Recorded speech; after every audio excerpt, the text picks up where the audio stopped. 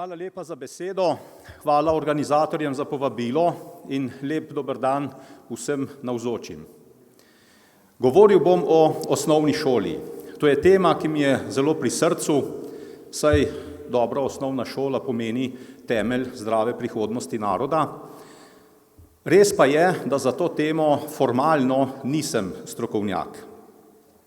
Sem pa oče 5 otrok, 3 so osnovno šolo že končali, ena hčerka je v 5. razredu, ena pa še predšolska.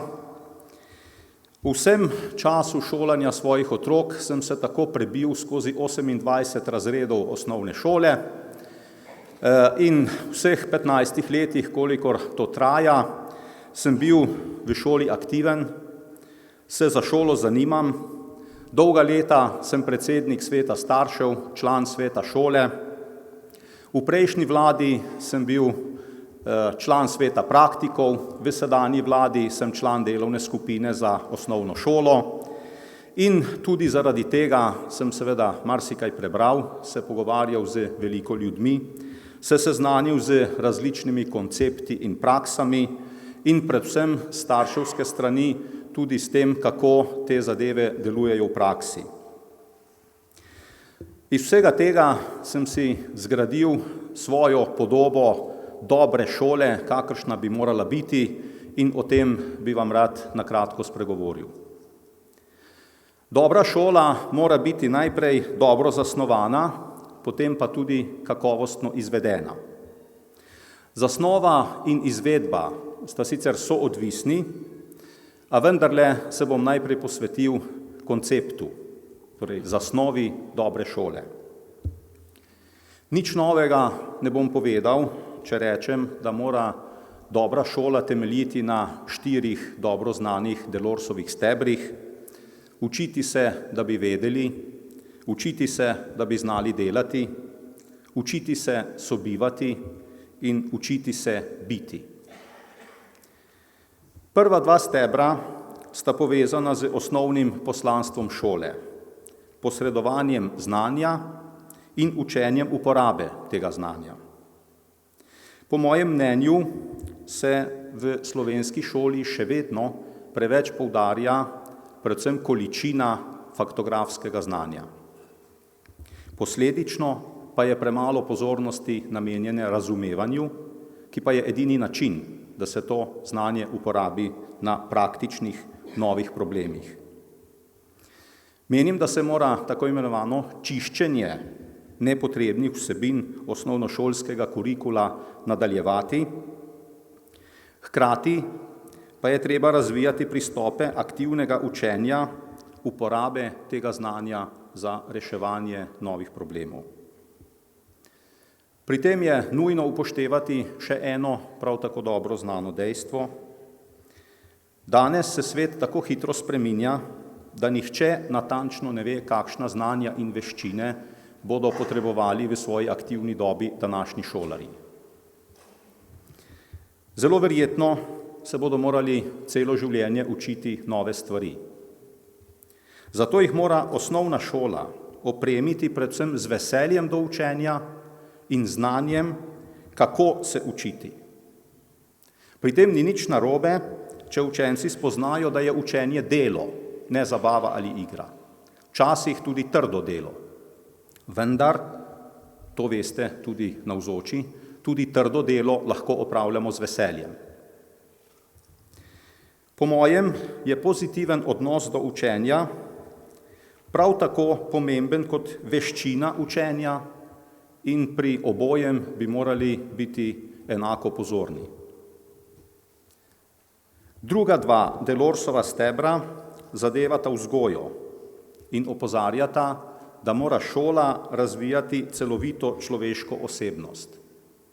Razvoj samospoštovanja in spoštovanja drugih sta nujno potrebna za vzpostavljanje strpnih odnosov, ki so po drugi strani pogoj za kakovostno bivanje in delovanje tako manjših kot večjih skupnosti in celotne družbe. Področje vzgoje je bilo po mojem v slovenski šoli nekaj časa preveč zapostavljeno. Precejšen napredek je prinesla uvedba vzgojnega načrta. ki bi ga morali v prihodnje naprej razvijati in nadgrajevati. Vemo, da šola ne more ne vzgajati. Zato pa je nujno potrebno, da je vzgoja načrtna, torej ne prepuščena iniciativi posameznikov. Enako nujno potrebno je, da je ta vzgoja načrtovana in izvedena v sodelovanju s starši. Koncept vzgojnega načrta je to temo dobro zastavil, saj smo starši skupaj s šolo oblikovali temeljne vrednote, na katerih potem temeljijo vzgojni cilji in vzgojne dejavnosti.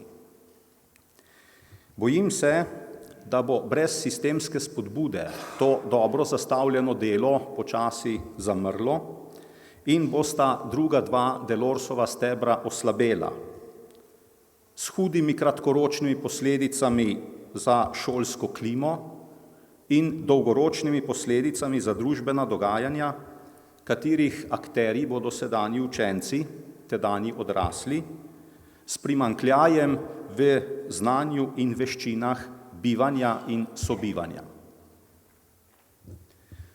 Še tako dobra zasnova seveda ne pomaga, če ni kakovostne izvedbe. Tudi pri izvedbi dobre šole se opiram na 4 stebre. To so materialni pogoji, vodenje šole, učitelji in sodelovanje s starši.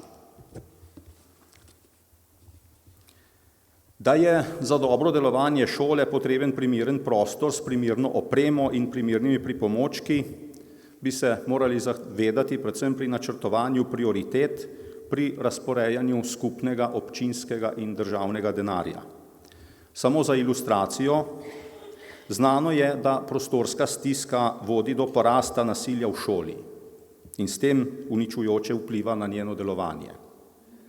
Zavedanje, da ima to lahko dolgoročno hude posledice za lokalno skupnost, bi bilo na primer potrebno pri odločanju, ali bo občina zgradila prizidek k šoli ali položila nekaj kilometrov asfalta.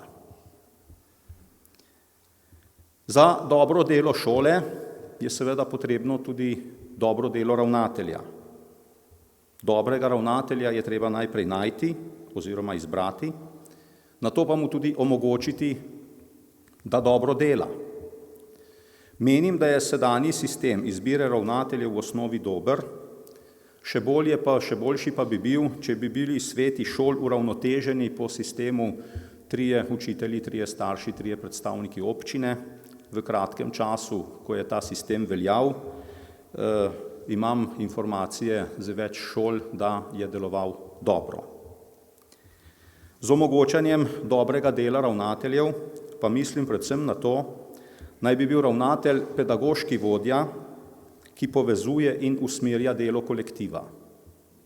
Da bi lahko to v večji meri in bolje počel, bi bilo po mojem treba znatno zmanjšati oziroma racionalizirati administrativno delo v šoli. V veliki meri soglašam z izjavo, da šola stoji in pade na učitelju.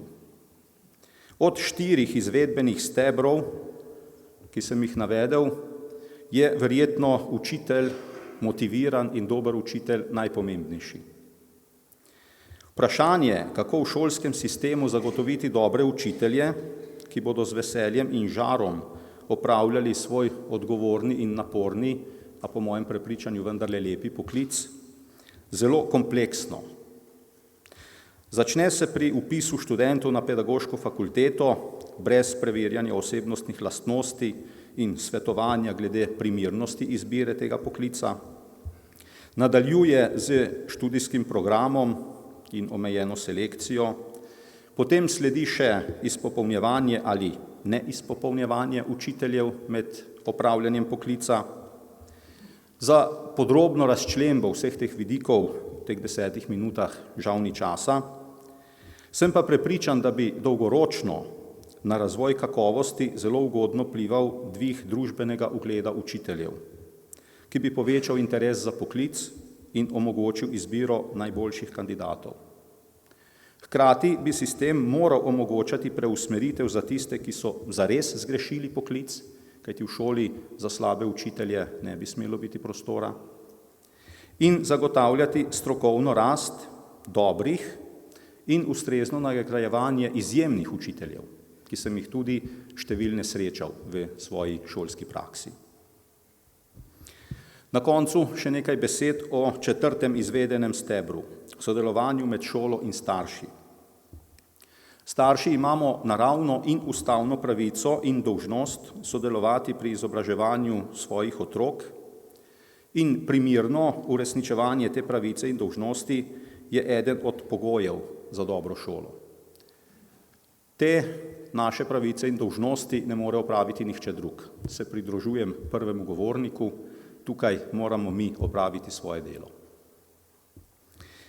Dialog in partnersko sodelovanje učiteljev in staršev omogoča razvoj posameznega otroka, hkrati pa sem trdno prepričan, da je dialog potreben tudi na višjih ravneh. Preko posamezne šole, kjer so sogovorniki učitelj in ravnatelji na eni ter svet staršev na drugi strani, pa vse do države, kjer v dialog med šolsko oblastjo in drugimi subjekti šolskega prostora vstopajo tudi nacionalne organizacije staršev. V evropskih državah take organizacije poznajo že desetletja. Pri nas je prva Zveza aktivov svetov staršev Slovenije nastala junija letos. Ne glede na to, da je to organizacija staršev in mora sama najprej pokazati svojo življenjsko moč, si po mojem mnenju zasluži sprejetje in upoštevanje na strani oblasti in drugih sogovornikov, saj je njen temeljni cilj prispevati k kakovostnemu razvoju šole v Sloveniji. Starševski pogled je pri načrtovanju šolske politike neprecenljiv, predvsem ker temelji na praktičnem delovanju ukrepov. Dodal pa bi, da med sogovorniki Zveze staršev pogrešamo učiteljsko zbornico, ki bi bila po mojem mnenju tudi zelo pomemben sogovornik na nacionalni ravni. Sklenil bom z resnico, ki jo poznamo vsi, pa jo je treba občasno na glas povedati, da nam zavedanje o njej ne zbledi. Šola je zaradi otrok, ne zato, da imajo učitelji službo, niti ne zato, da bi bili starši razbremenjeni skrbi. Središče delovanja šole mora torej biti otrok, vsak otrok. Zato je treba konceptualno in izvedbeno na vseh 8 stebrih razvijati pristope, ki bodo omogočali personalizacijo, osebno naravnanost pouka in vzgoje. Tako bo vsak otrok v šoli dobil kar največ lahko. To si vsak otrok zasluži in to smo mu starši, šola in družba tudi dolžni dati. Hvala lepa.